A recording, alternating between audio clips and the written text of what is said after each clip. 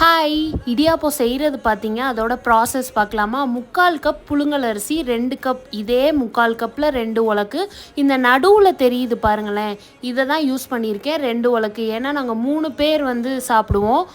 Plus வந்து எனக்கு கொலக்கட்டைக்கும் வேணும் அப்படின்னு சொல்லியிருந்தேன். இதில் செஞ்சு பார்க்கலாம் அப்படின்னு சொன்னேன். ரொம்ப நைஸாக அரைக்கணும். அரைக்கிற டிபார்ட்மெண்ட் என்னோட டிபார்ட்மெண்ட்டே கிடையாது, அது என்னோட அம்மாவோட டிபார்ட்மெண்ட். உங்களுக்கு எப்போ ஃப்ரெஷ்ஷாக அரைக்கிறீங்களோ அப்போவே வந்து வதக்கி வச்சிடலாம். நல்லெண்ணெய் மட்டும்தான் ஊற்றணும். நல்லெண்ணெய் ஊற்றிட்டு சூடாக இருக்கப்போ எல்லாமே ஒன்று சேர்த்து பிசைஞ்சிட்டு அந்த உலக்கில் போட்டு அந்த சூடோடையே நல்லா புழிஞ்சிட்டிங்கன்னா ஈஸியாக வந்துடும். மலையேறினாலும் மச்சான் துணை தேவை அப்படின்வாங்க. இந்த கிச்சனுக்குள்ளே எனக்கு எங்கள் அம்மா துணை கண்டிப்பாக தேவை. அதனால புளியறதுக்கு எங்கள் அம்மாவை அசிஸ்ட் பண்ணுறதுக்கு கூப்பிட்டு வந்துட்டேன். அங்கே இங்கேயும் அவங்க க்ளீன் பண்ணிட்டு இருந்தாங்க. நான் ஆல்ரெடி சொல்லியிருந்தது தான், இந்த லெமன் இடியாப்பம் தக்காளி இடியாப்பம் எங்கள் வீட்டில் கண்டிப்பாக இருக்கும். நீங்களும் ட்ரை பண்ணுங்கள். ஓகே, பாய்.